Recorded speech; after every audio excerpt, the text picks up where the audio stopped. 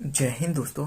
स्वागत करता हूं आपके अपने YouTube channel maths with planner में। तो आज की वीडियो में हम लोग प्रमेय नंबर 6.5 SAS यानी साइड एंगल साइड भुजा कोण भुजा समरूपता को देखने वाले हैं। इससे पहले जो लोग 6.1 to 6.5 तक का वीडियो नहीं देखे यानी 4 तक का वीडियो नहीं देखे हो, प्लीज़ हमारे डिस्क्रिप्शन बॉक्स को चेक कर ले। वहाँ पर हमने प्लेलिस्ट का लिंक डाल दिया है और सारे चैप्टर का हमने प्लेलिस्ट का लिंक डाल रखा है, तो उसको भी देखना आप लोग नहीं भूलिए। तो चलिए आज के क्वेश्चन को देखते हैं। तो दिया है, यदि एक त्रिभुज का एक कोण दूसरे त्रिभुज का एक कोण के बराबर हो तथा इन कोणों के अंतर्गत करने वाली भुजाएं समानुपाती हैं तो इन दोनों त्रिभुज समरूप हो, यानी हो तो दोनों त्रिभुज समरूप होते हैं। तो चलिए जो हमको दिया गया है इस क्वेश्चन में दो त्रिभुज हमने बना रखा है पहले से। उसके बाद दिया है एक त्रिभुज का कोण दूसरे त्रिभुज का एक कोण के बराबर है, यानी एक त्रिभुज का कोण ए और दूसरे त्रिभुज का एक कोण के बराबर हो, यानी कोण ए बराबर कोण डी। उसके बाद तथा इन कोणों के अंतर्गत करने वाली भुजाएं, यानी ई कोण और ई कोण के अंतर्गत कौन कौन भुजा करेगा, एक ए बी करेगा और एक ए सी करेगा, और इसमें कौन करेगा, एक डी ई करेगा और एक डी एफ करेगा, यानी समानुपाती हो। तो यहाँ तक कर लेते हैं। तो चलिए इनके कोणों के अंतर्गत करने वाली भुजाएं को समानुपाती करते हैं, यानी एक ई कोण के एक ए बी बटा एक डी ई बराबर एक ए सी बटा डी एफ। चलिए जो हमें क्वेश्चन में यहाँ तक समानुपाती है तहाँ तक दिया गया है क्वेश्चन में, वो हमने लिख लिया है। उसके बाद तो दोनों त्रिभुज समरूप होते हैं, यानी सिद्ध करना है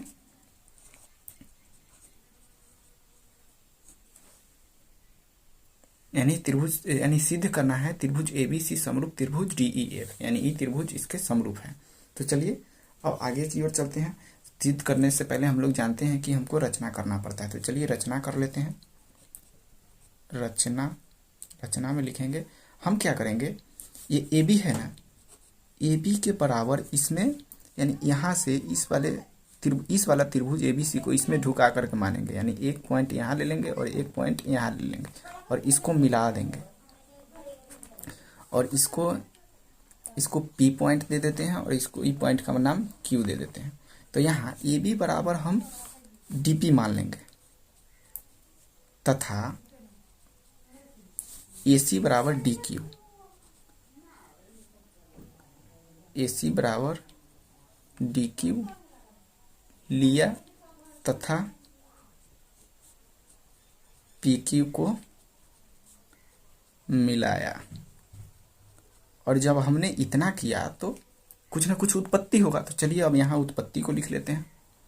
तो उत्पत्ति में क्या क्या हुआ, त्रिभुज एबीसी और त्रिभुज डीपी की जो हमने उत्पत्ति किया इसमें क्या क्या हुआ, ए बी बराबर डीपी रचना से हमने ए बी बराबर डीपी रचना से ले लिया तथा कोण ए बराबर कोण डी दिया है, कोण ए बराबर कोण डी यहाँ दिया है।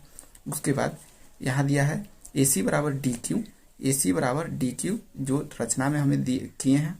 चलिए अब आगे की ओर चलते हैं। यहाँ पे हमको दिख रहा है एक साइड और एक साइड ए, यानी दो साइड और एक कोण बराबर है। तो यहाँ साइड एंगल साइड सर्वांग समता से ले लेंगे।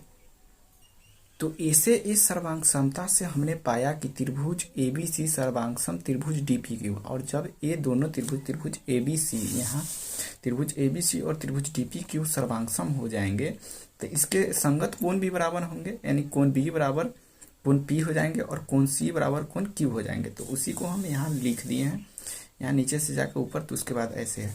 उसके बाद जब कोण बी बराबर कोण पी तथा कोण सी बराबर कोण क्यू और सर्वांगसम में उसके भुजा भी बराबर होते हैं। तो चलिए ए बी बटा डी पी, यहाँ ए बी बटा डी पी बराबर ए सी बटा डी क्यू बराबर बी सी बटा पी क्यू। तो वही हमने यहाँ लिख दिया है। चलिए अब फिगर से कोई मतलब नहीं रहना चाहिए। तो ए बी बटा डी पी बराबर, यानी सर्वांगसम में सीधे से समझिए ना, जब कोण बराबर होते हैं और उसमें भुजा ही बराबर होते हैं, यानी दोनों उसमें बराबर होते हैं। तो अब चलिए अब हमको ए बी बटा डी ई बराबर, यानी इतना कर लेने के बाद अब लिख करके ए बी बटा डी ई बराबर ए सी बटा डी एफ हमको दिया गया है। यहाँ से ए बी बटा डी ई बराबर ए सी बटा डी एफ तो हमें दिया ही गया है। अब इसको हम चेंज करेंगे। चेंज क्या करेंगे, चूंकि हमें यहाँ रचना से यहाँ लिख दीजिएगा ब्रैकेट में, रचना से प्राप्त है कि ए बी बराबर डी पी। यहाँ देखिए रचना से ए बी बराबर डी पी और ए सी बराबर डी क्यू। तो हमें रचना से प्राप्त है कि ए बी बराबर डी पी और डी ई को ऐसे ही छोड़ देना है, और ए सी बराबर डी क्यू और डी एफ को ऐसे ही छोड़ देना है। उसके बाद इसको उलट देना है। उलटने के बाद डी ई बटा डी पी, चूंकि हमको डी पी को बचाना है और डी क्यू को बचाना है, क्योंकि डी पी और डी क्यू ये ए बी और ए सी के ही तो बराबर है, तो इसको हमको बचा करके रखना है, इसलिए हमको इसको उल्टा करना पड़ता है। तो चलिए डी ई बटा डी पी बराबर डी एफ बटा डी क्यू, और दोनों तरफ -1 कर देंगे, क्योंकि हमको थेल्स प्रमेय के विलोम को इधर जाना है। तो दोनों में से -1 करेंगे। -1 करने के बाद यहाँ D E minus D P यानी लघुत्तम कर, यहाँ भिन्न के जोड़ करने के बाद यहाँ पे इसको उठा के यहाँ ले आए हैं, D E minus D P बटा डी पी और D F minus D Q बटा डी क्यू। ये तो लघुत्तम होता है, यानी इधर इसको भिन्न को जोड़ किए हैं। तो यहाँ देखिए D E minus D P है, तो डी ई में से डी पी बहुत घट जाएंगे, तो यहाँ पी ई बचेंगे, तो वही यहाँ पी ई बटा डी पी ही रहने वाला है। तो डी एफ में से और फिर यानी डी एफ में से डी क्यू घट जाएंगे, तो यहाँ क्यू एफ बचेंगे, तो वही हमने यहाँ इसके बराबर क्यू एफ बटा डी क्यू तो रहने ही वाला है। उसके बाद इसको फिर उलट देंगे, उसके बाद फिर उल्टेंगे तो यहाँ सीधा पे आ जाएंगे, डी पी बटा पी ई बराबर डी क्यू बटा क्यू एफ, यानी यहाँ से देखिए डी पी बटा पी ई बराबर डी क्यू बटा क्यू एफ। तो ये कब होता है? थेल्स प्रमेय के विलोम में होता है, और जब ऐसा होता है तो ये पी क्यू समांतर ई एफ होता है, तो वही पी क्यू समांतर ई एफ होगा। तब संगत कोण से यानी ये कोण इसके बराबर होगा और ये कोण इसके बराबर होगा। तो हमने पिछले सारे वीडियो में बताते आए हैं, तो अब ज़्यादा जानने की कोई ज़रूरत नहीं है। अब यहाँ कोण पी, संगत कोण से यहाँ कोण पी बराबर कोण ई हो जाएंगे और कोण क्यू बराबर कोण एफ हो जाएंगे, और फिर हम यहाँ जानते हैं कि कोण बी बराबर कोण पी है, तो यहाँ कोण बी बराबर कोण ई भी तो लिख सकते हैं, और यहाँ कोण सी बराबर कोण क्यू है, यानी कोण सी बराबर कोण क्यू है, तो ये संगत है। तो यहाँ पर कोण सी बराबर कोण क्यू है, तो कोण सी बराबर कोण एफ भी तो लिख सकते हैं, क्योंकि इसके बराबर है। तो कोण एफ जो कि हमने सर्वांग समता से यहाँ ऐसा सिद्ध किया है, कोण बी बराबर पी, तो यहाँ कोण बी बराबर ई भी तो कर सकते हैं। जब पी और बी बराबर है तो यहाँ बी भी तो लिख सकते हैं, तो कोण बी बराबर ई। वैसे ही यहाँ कोण सी बराबर कोण क्यू यानी दोनों बराबर है, तो यहाँ क्यू को हटाकर कोण सी भी तो लिख सकते हैं, तो वही कोण सी बराबर एफ, और हमें कोण ए बराबर कोण डी तो दिया ही है। तो यहाँ पर क्या हो गया, कोण ए बराबर कोण डी हो गया, कोण बी बराबर कोण ई हो गया, कोण सी बराबर कोण एफ हो गया। तो यही तो हमको प्रूफ करना था। जब ये तीनों कोण बराबर होते हैं तो ए यानी एंगल यानी कोण समरूपता से हम कह सकते हैं कि त्रिभुज एबीसी समरूप त्रिभुज डीईएफ प्रूव्ड। तो यही तो करना था।